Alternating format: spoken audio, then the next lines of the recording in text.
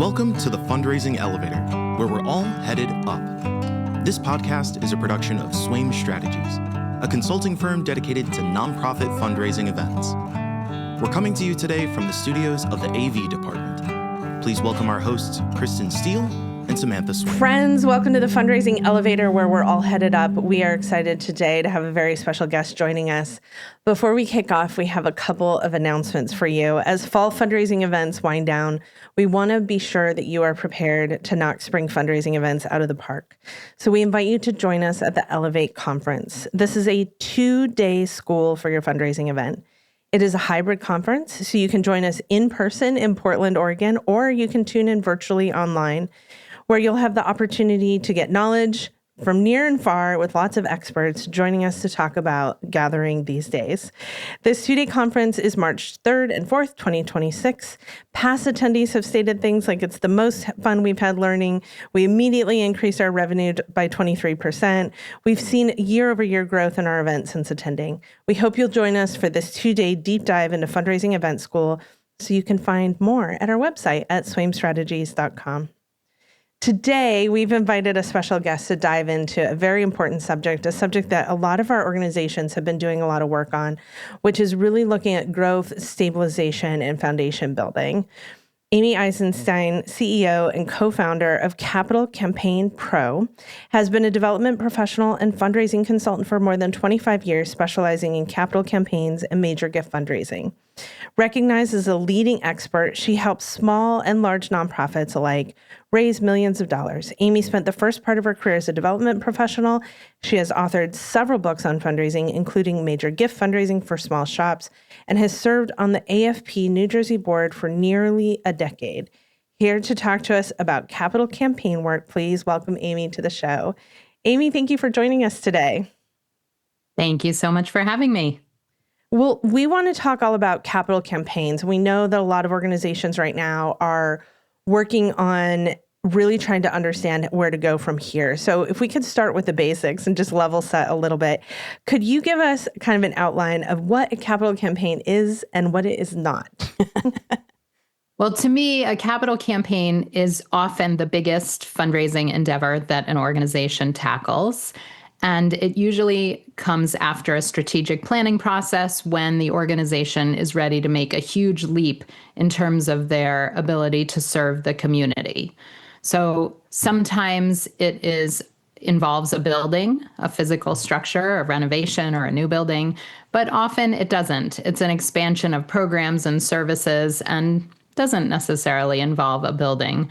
But to me, it's a once in a while fundraising effort that is for long-term needs. So it's not for annual operating funds. It's not for ongoing needs and services. It is really to catapult an organization or springboard an organization to the next level of service, and is a multi-year fundraising effort that's usually 5 times, 10 times, 20 times more than an organization normally raises.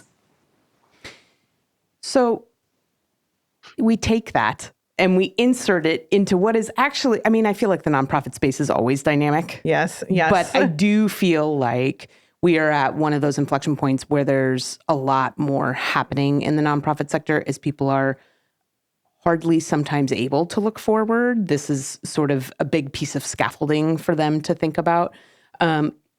Can you talk about how, given the dynamic space for nonprofits right now, how things are changing in the capital campaign landscape as well? Well, I think what you're alluding to is that we are living through very uncertain times, right? With the new administration and changing policies and uncertainty in terms of the economy and all sorts of things, tariffs. And so there's a lot of uncertainty, and that potentially leads to instability. Now, there are 2 things that I know. One is that the need is rising, right? So a lot of the causes that the organizations we work with have an increase in need for funding and programs and services, increase in demand for services. And what I know is that in times of need and uncertain times, donors rise to the challenge. And we've seen this again and again and again, most recently during the pandemic, during COVID.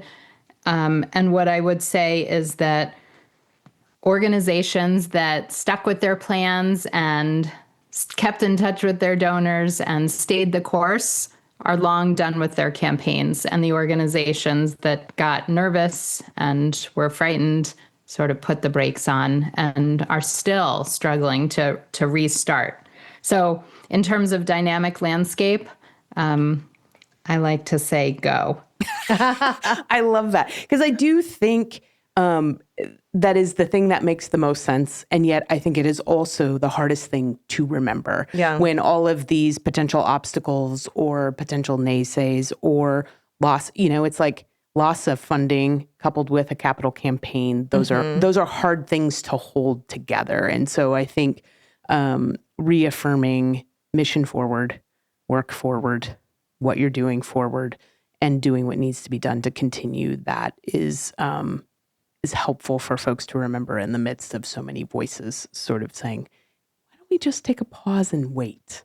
Yeah. Right.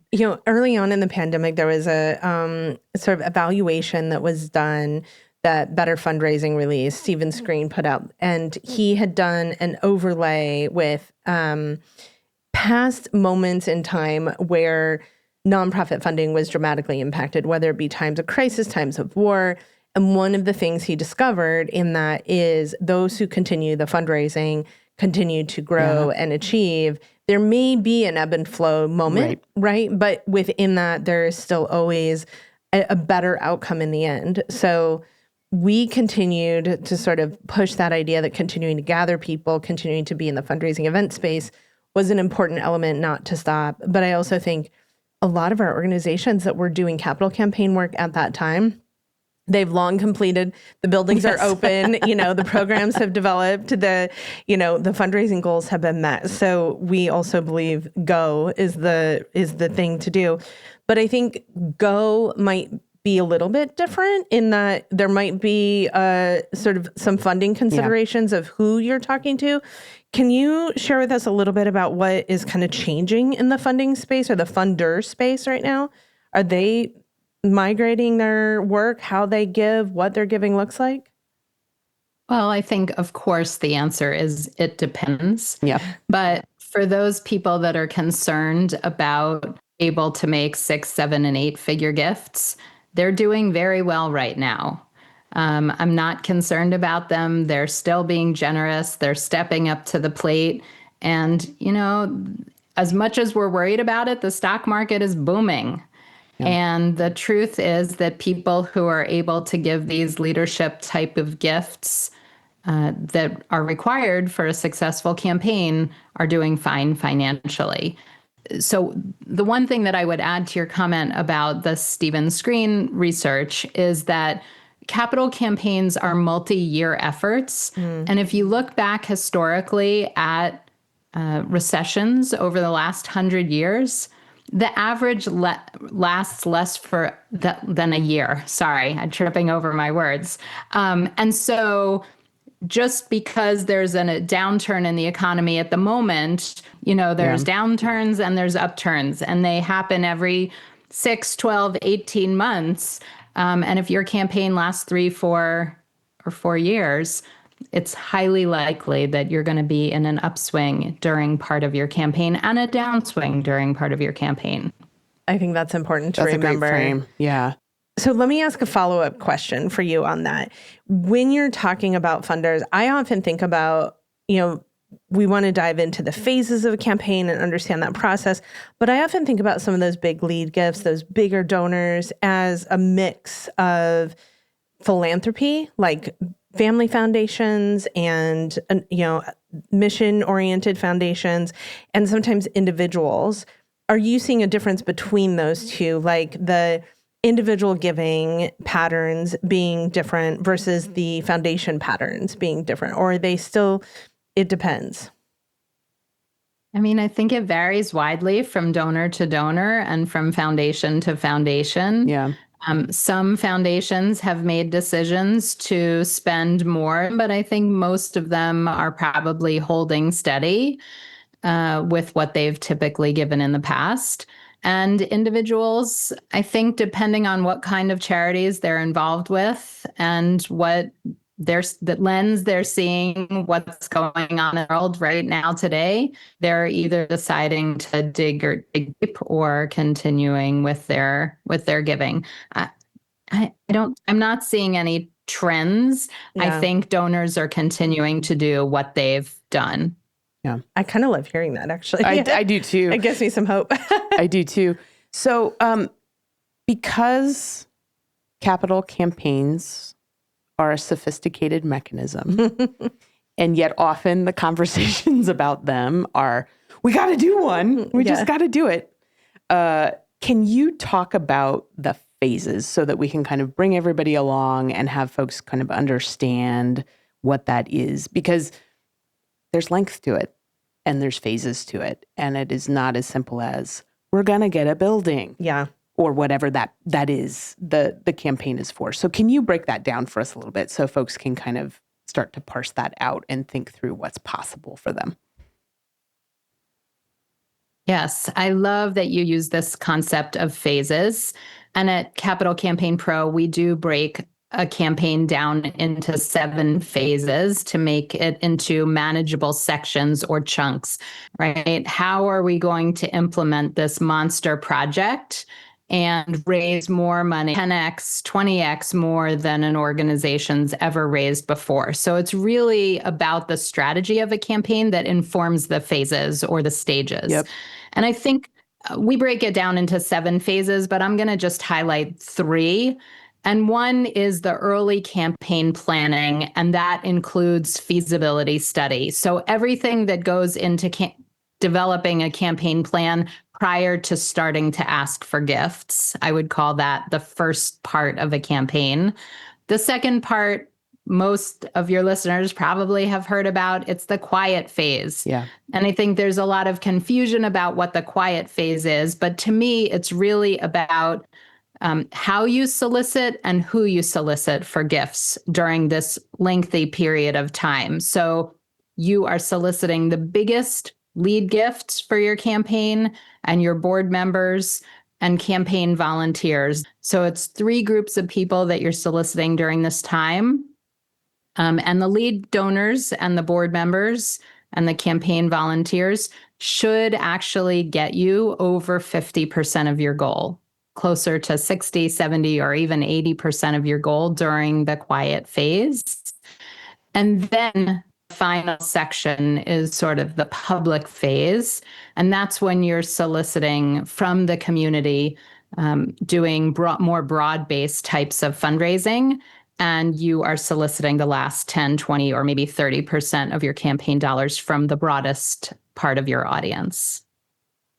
I think that the first piece is something that we should talk a little bit about. So the planning phase is something that is, I think, what you were alluding to, Kristen, where folks just have that sort of panic need. The need is there.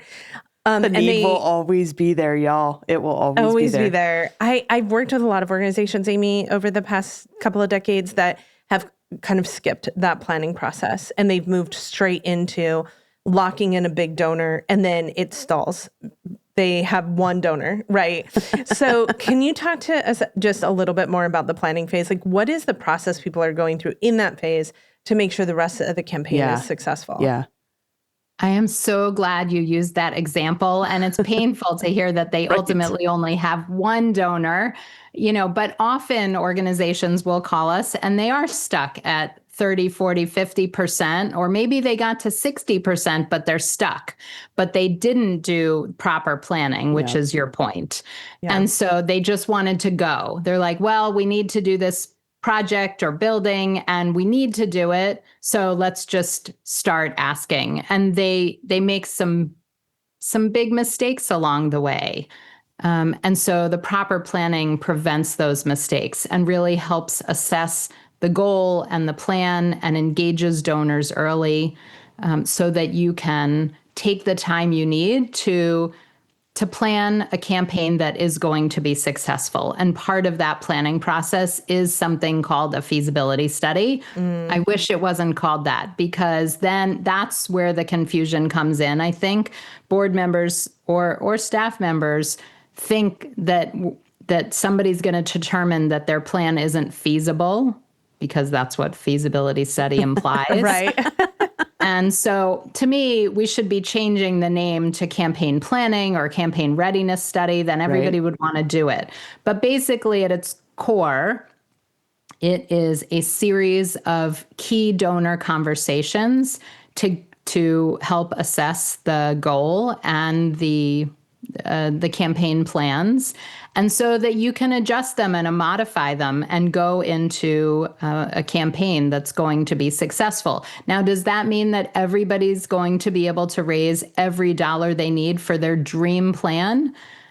No, it means that you're going to plan a realistic project and a realistic and aspirational campaign that will get you much closer to your goal.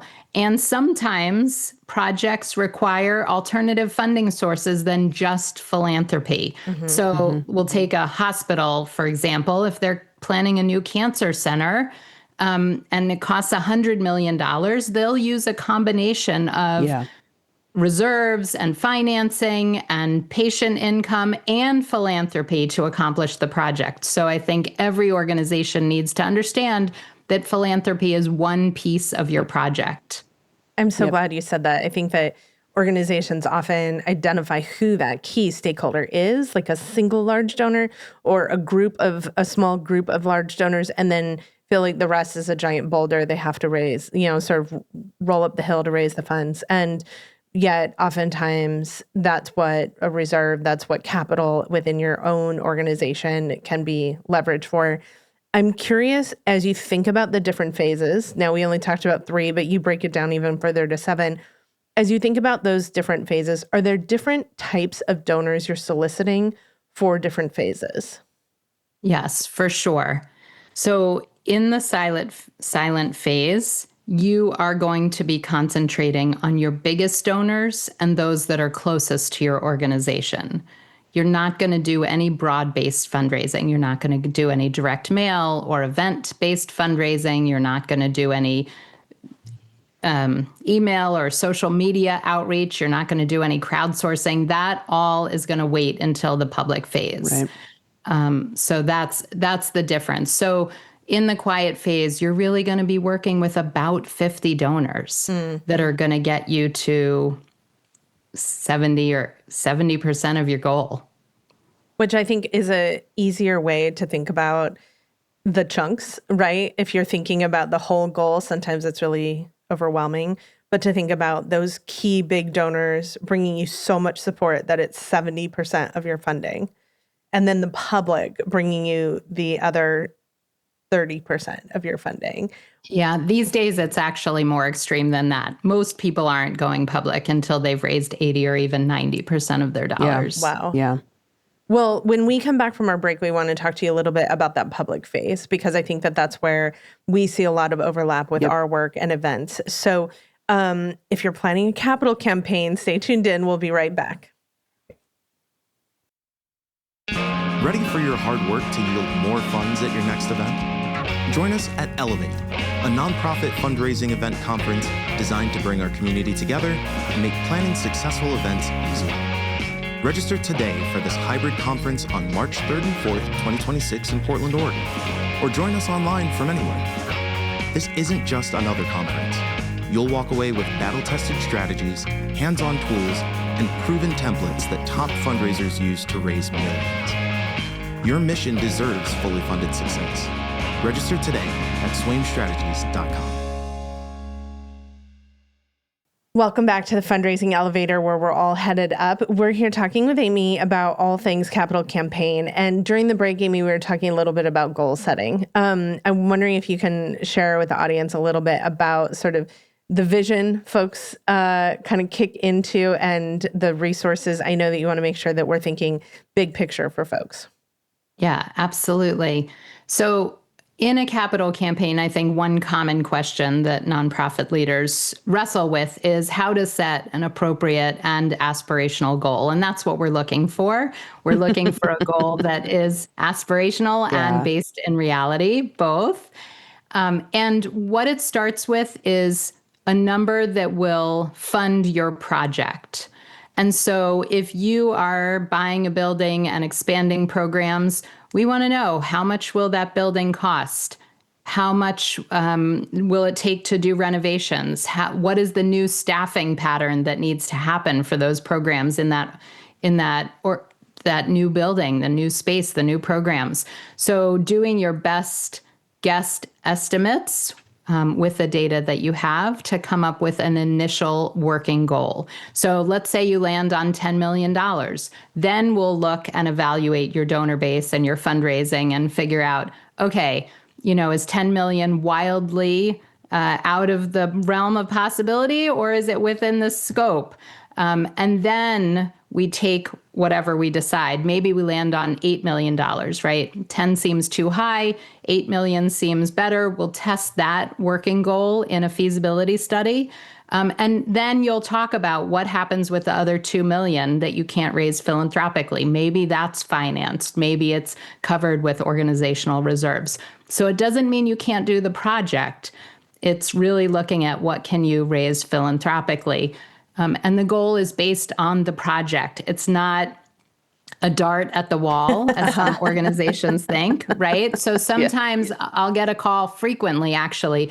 We're celebrating our 50th anniversary, so we want to raise $50 million. 50th anniversaries are killers. Right? They're just killers. I mean, my response to that is, what will $50 million do for your organization over the next 10 to 20 years? Because if you can connect it back to the mission, I can make the case. Right. But if it's just a random, like 50 million for 50th anniversary, that's hard to explain to donors. Yes. It's like me wanting 50 gifts for my 50th birthday just because I'm here. What I appreciate and what you're outlining is that folks really need to see this, let's use the word feasibility piece, as a partnership between somebody who is helping you figure out yes or no. Yeah. Right? This is the part of the process that should alleviate stress. Right. I mean, there's a certain amount of stress in somebody saying like, yeah, 8 million's great, go get it. Right. But they're saying go get it because it's possible. Yeah. There is potential there. And so I'm wondering if you can talk a little bit, we started talking about it before the break, but if you can talk about, I think about our frontline fundraisers who are the receivers of the hot potatoes, right? The ideas that are happening in their organizations, and then they get kind of tossed to the frontline fundraisers to be like, hey, let's go, capital campaign or whatever it is. And because of so much influx, the reverse can also be true. I think, in organizations, they're just like, stop everything, right? Do not pass go, do not collect $200. And what do you say to organizations that push pause on the idea of a capital campaign? How can those conversations move forward in an organization? Okay, so let me make sure I'm understanding the question, because there was a lot in there, right? I mean, at the core of it, we've seen this as feasible. But the flux in the environment happening around us is saying, don't do anything. Don't ask for anything. Don't do more than we're doing. We're keeping the door, and yet we've looked at it pragmatically and seen, though there's a path here. Mm-hmm. How can those conversations happen in an organization in a productive way to keep pieces moving forward? Yeah. So I think part of the struggle frequently is between annual operating needs and the capital needs. Yep. So the annual operating needs don't go away when you have a capital campaign on the horizon. And I think that that's part of the thing that makes people really nervous is we don't want the capital campaign to cannibalize, for the lack of a better word, the annual fund. Yep. And any good capital campaign consultant worth their salt will make sure that doesn't happen. They can't be sacrificed for the capital campaign, that the capital campaign is a special over and above once in a while contribution. But first and foremost, we need to maintain and even grow the annual fund. And so when you have nervous board members or nervous staff members, you can reassure them that the organization should not only be stabilized, but strengthened with a capital campaign, because it's an opportunity to invest in capacity building organization-wide, including in the development office. I love that. And as donors, if we're going to all in on an organization, that should be an organization that is stable, right? That is going to be here for many years following. Well, I think to reiterate just a little bit about what you were saying is that there is that like push-pull of making sure that when we move into a capital campaign, we've done our homework, we have done our feasibility, we're ready to go because we know it's possible. And we're not doing that at the sacrifice of our other revenue or our operating revenue. But in that, oftentimes we see that component sometimes overlaps with the event. So our space, Amy is in the event fundraising space, and a lot of our clients run into that where the development director, who's responsible for raising $500,000, which is a large, sizable goal for an event, doesn't want to capitalize or cannibalize, to your point, the fundraising at the event. I think because that's also the operating funds for the organization. But where can an event be beneficial versus it being that either or? I think how do we move into yes and with an event and a capital campaign?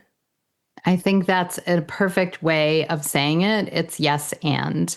What I would say is that we talked about the phases and we started to talk about who you're soliciting in each phase, but we didn't talk about the length of the phases. So in the quiet phase of the campaign, that's the longest phase. That's when you're soliciting the really big gifts in one-on-one settings. And so you're still having your galas and your other big fundraising events simultaneously while the campaign is happening quietly in the background. So your regular fundraising events still happen and they are still raising money for your annual operating fund as they always have. And you can hint at a campaign at these events that are happening during the quiet phase. So you can say, stay tuned. Big things are coming. We're planning something so exciting. We can't wait to tell you when we have the plans finalized. We're doing big things. What you won't say at that event is we're raising $30 million for XYZ. You won't announce the campaign. You won't solicit gifts for the campaign. So the only time that you might be raising money during sort of a gala type of situation would be in a very short public phase. So the public phase is only 3 or 4 or 5 months. People are surprised by that. You're raising the least amount of money, 10 or 20 or maybe 30% of your campaign goal. So keep it short. That's one of the ways that it doesn't cannibalize your annual fund, is that it doesn't overlap with your year-end appeal. Don't let it overlap with your gala, right? Plan the public phase for a different time. You can plan the timing. But use your gala also to inform people. Say, listen, this gala is to make sure that our annual operating fund is stronger than ever, and we hope you'll give big. And you'll be hearing from us in the next few weeks when we ask you for another gift for our capital campaign and this very special project. Stay tuned. I feel like everyone Does that make sense? I feel like everyone should write down what you just said, because that is so often like, how do we phrase this is so often the question that we get when we know we're asking you for a large gift now as part of our operating funds, and we're going to come back to you and ask you for an even bigger gift in a few weeks for our capital campaign. I think the other place we often incorporate capital campaigns into an event is the completion, the celebration. So we will often showcase, you all made this happen, and look at what we've been able to do. So sometimes an event for us is the let's use the gala as the big hurrah or unveiling, sort of element so that we can make sure that everyone feels a sense of completion in the project. Well, and I appreciate I appreciate that because that's a little bit more of a positive frame on the collaboration between the two. Because I think often we come in from it like, don't muck up the capital campaign, right? Like at all costs, let's, and also, or vice versa. Like, oh my God, how do we, and for folks who can't time the gala specifically or the campaign, or do you have like a specific story of an event, capital campaign collaboration that really worked? I mean, I think there are a lot of guideposts for folks, but when it's at its best, what can that look like? And it doesn't always have to be a gala, right? Correct. There's so many events that associate Absolutely. with the campaign. Absolutely. I mean, I think as you sort of both alluded to, there are wonderful opportunities for collaborations for events and for campaign, often celebrations. So ribbon cuttings, plaque putting on the wall or unveilings, right, of plaques and things like that. That are wonderful opportunities to recognize the biggest donors to the campaign or all donors to the campaign. To me, always what makes an event really memorable and effective is when it connects back to the mission. Yep. Mm-hmm. And so if you are able to have an immersive experience or engage with clients, I mean, some missions lend itself more to this than others, but I think the more you can connect your event to the mission of the organization, the more memorable, impactful, and successful it's going to be. And it's the same whether it's an campaign related or not. Probably. Yeah, agree. It absolutely is. Yes. Well, I want to know a little bit about your process. So as folks are thinking about prepping for, planning for, starting to understand what's possible, oftentimes they engage a consultant like yourself. And you mentioned earlier, any consultant worth their salt is going to make sure that a capital campaign does not interfere with the operating funds of the organization. Can you talk about your process, though? Because I think that process between consultants might be different. Yep. Yes. Well, thank you. So at Capital Campaign Pro, we think of ourselves as a modern alternative to traditional capital campaign consultants. And one of the things, although there are many, that really make us stand out is our model of feasibility study. Traditionally, a feasibility study was when a consultant went out and interviewed a nonprofit's biggest potential donors, usually confidentially and anonymously, and gave them back an aggregated report for them to sort of wrestle with. And to me, that model is really outdated. We now have a better model, and that is that we partner with nonprofit leaders and support them every step of the way. But the real key difference is that they are in the room with their donors doing the interviews, not us, not the consultants. And the benefits are relationship building, transparency, honesty and openness, which is a big question that consultants doing the old model sort of pose. But we've done this new model now that's not so new anymore over the last 8 years with over 100 organizations. And I can say with 100% certainty, it's better for the nonprofits, it's better for donors, it's better for the projects, because nonprofit leaders have the opportunity early on to really get feedback and hear directly from their donors. I would assume in that process you get occasional pledges. You do get occasional pledges. Donors are so excited about the project that they often are ready to give. And, ultimately, it actually speeds up the solicitation process. So the gifts do come faster because the nonprofit leaders themselves are directly involved in that early cultivation opportunity. And it's all grounded in relationship, which, I mean, that's the surest way to boot transactional giving out of the mix, right? It's based in something, your mission, our mission. How do we do this together? Well, and I think as a donor, I love the idea of being invited into the process, but being invited in to collaborate with the people I know versus a, cold call or a stranger. Yeah. I love that that's your process, Amy. Well, we're going to take a short break. And when we come back, we're going to jump in the fundraising elevator with Amy Eisenstein. We'll be right back.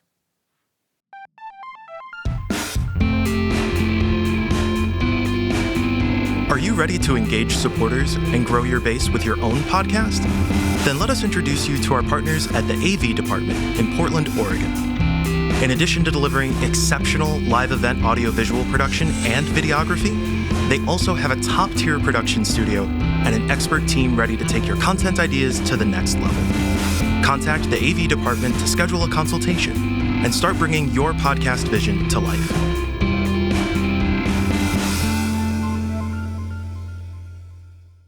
Welcome back. We are here talking capital campaigns. And right now I'm going to ask Amy to join us in the fundraising elevator where we're all headed up. Amy, we ask all of our guests to offer that last parting piece of wisdom, tip for our nonprofit friends out there so that they can continue heading up. What would that be? I would say every nonprofit fundraiser and leader should be trying to have one conversation, one meaningful, thoughtful conversation with one donor every single day. And it's not just with any donor, but with a carefully selected list of your top 50 prospects or prospective donors and really engaging them. If you do that well, your fundraising is going to go through the roof. I couldn't agree more. I think that like having a healthy pattern or repetitive behavior can be such a positive attribute to a fundraiser in building those relationships. So, Amy, if folks want to get hold of you, if folks are interested in evaluating their work that they've done so far, if they're mid-campaign, or getting partnership with that feasibility study, that early onboard, what is the best way to get a hold of you? And when do you recommend folks bring you on before a campaign, like timeline-wise? Yeah. So they can reach me at capitalcampaignpro.com or amy@capitalcampaignpro.com. But there's lots of great resources, free goodies, and resources on our website. So I hope you'll visit that. We like to start working with organizations 6 or more months before they're ready to do a feasibility study. For the interviews, there's a lot of preparation in terms of building your case for support and identifying donors and developing the plans. So we do want to start talking to organizations early, 6 to 12 months before you're ready to do a feasibility study, and we'll start working with you 3, 6, 9 months before you want to do a feasibility study. Great.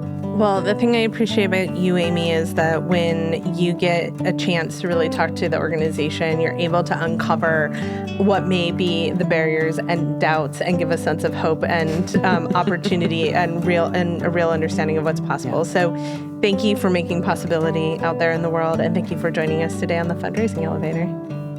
Thanks for having me. Take care. The Fundraising Elevator is produced by Swaim Strategies at the studios of the AV department. The program is produced and directed by Steve Osborne, with audio engineering and original music by Dwayne Anderson and Heidi Christensen. Video production by John Collier. Graphic design by Pendulum Creative Group. And voiceover by Josh Boykin.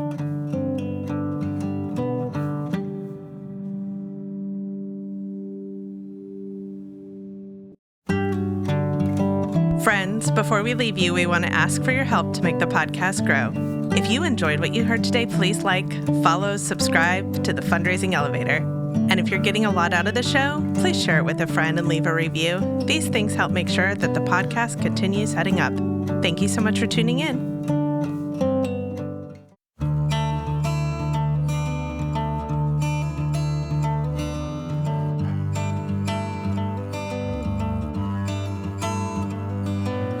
Ready to take your fundraising to the next level? Need to get unstuck in your event planning? Now's your chance to connect directly with the experts behind the Fundraising Elevator. Book a one-on-one consulting session with Sam for strategic planning and fundraising strategy, with Kristen for your programming and storytelling, or Mary for your registration and data tools. They're here to provide you personalized answers to all your event questions. Don't wait. Raise more at your next fundraising event. Book your session today at swaimstrategies.com. You can also find the link in our show notes.